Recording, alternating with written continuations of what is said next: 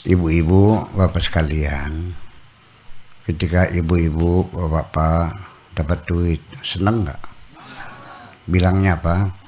Alhamdulillah. Dapat suami, alhamdulillah. Dapat istri, bisa bikin rumah, alhamdulillah.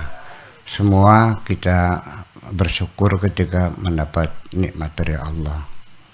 Itu semuanya nikmat kecil. Ada nikmat besar yang kadang-kadang masih banyak teman kita yang tidak mensyukuri, yaitu nikmat kita punya negara. Kalau kamu tidak punya negara, mau tinggal di mana? Di dunia ini masih banyak bangsa-bangsa yang belum punya negara. Armenia belum punya negara, suku Kurdi belum punya negara, Palestina belum punya negara. Dan kita sekarang punya negara, bermartabat, hadir di dunia ini sebagai satu bangsa. Dan bangsa Indonesia bangsa yang baru lahir. Baru 77 tahun kita hadir sebagai bangsa Indonesia dan punya negara ini.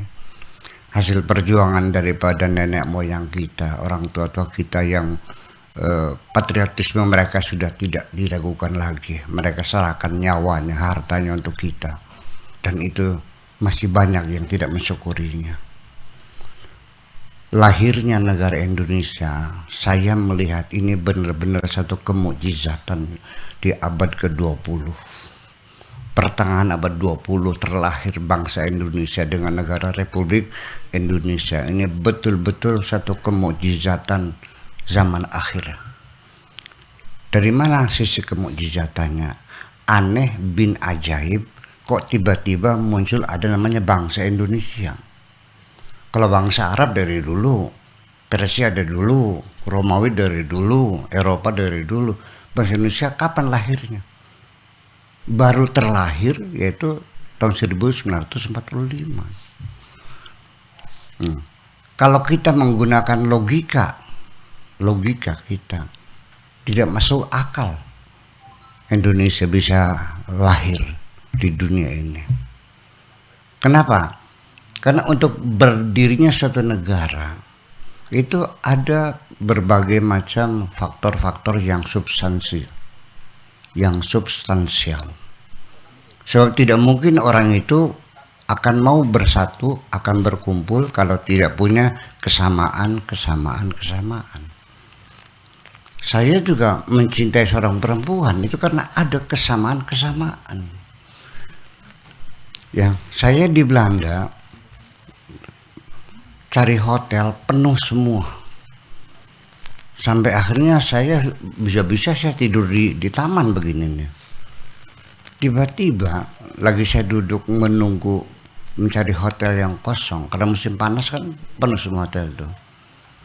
Lagi ngelamun di taman, ada orang kiri ke siraman jibae. Bahasa lokal di Ramayo. Sirawong di ngelea aja kalesan mah. Dengan bahasa yang sama saja kita menjadi berdekatan dan bersaudara. Dia tawarkan silakan nginep di rumah saya saja. Hanya karena bahasanya sama. Begitu juga orang yang warna kulitnya hitam. Dia akan segera bergabung dengan orang-orang kulitnya hitam. Kita juga agamanya sama, kita juga bergabung. Nah, Indonesia kok bisa menjadi negara persatuan, kesatuan. Padahal kita tidak punya kesamaan.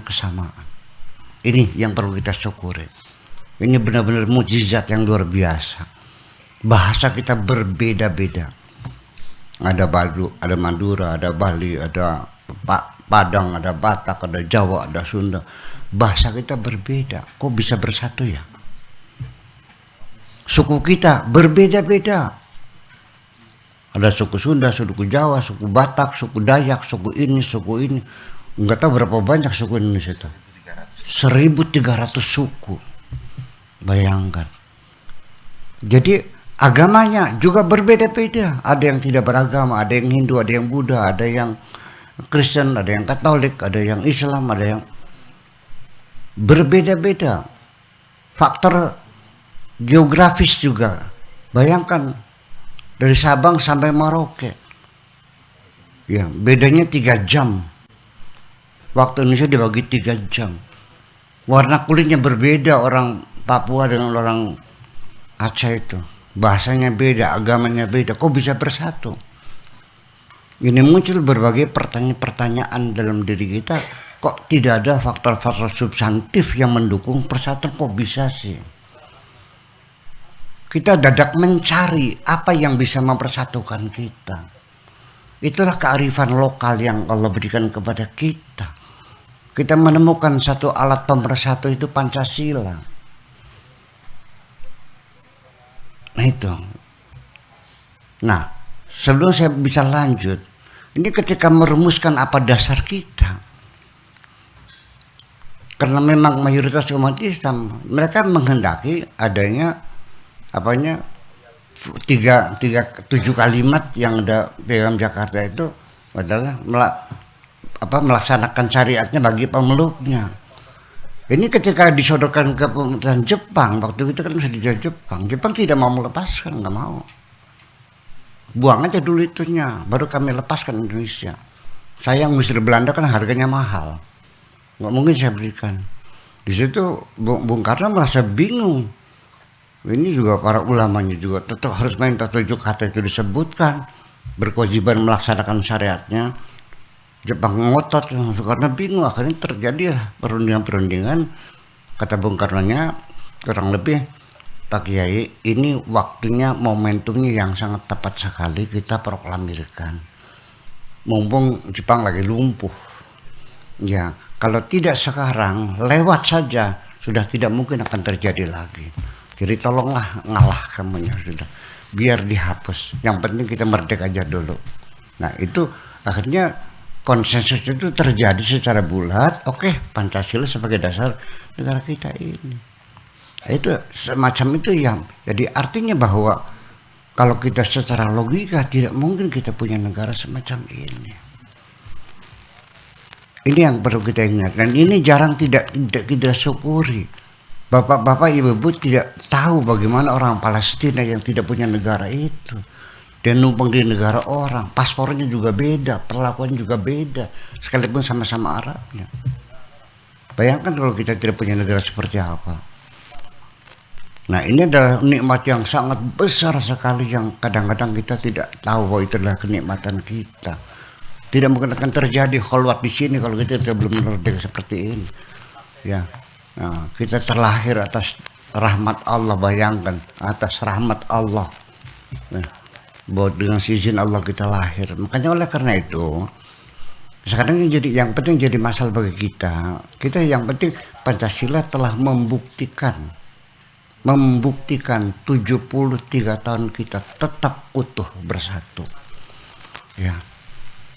Di mana negara-negara yang dasarnya agama dan sebagainya perang saudara terus kok. Kita alhamdulillah tidak pernah perang saudara, kecuali ya percikan-percikan kecil saja, itu maklum sajalah. Jadi maksud saya ke depan kita jangan banyak berkeluh kesah. Kita ketemu masih begini, masih belum makmur, masih ini. Lah umur kita ini kan kemarin saya ceritakan, umur kita ini baru 77 tahun.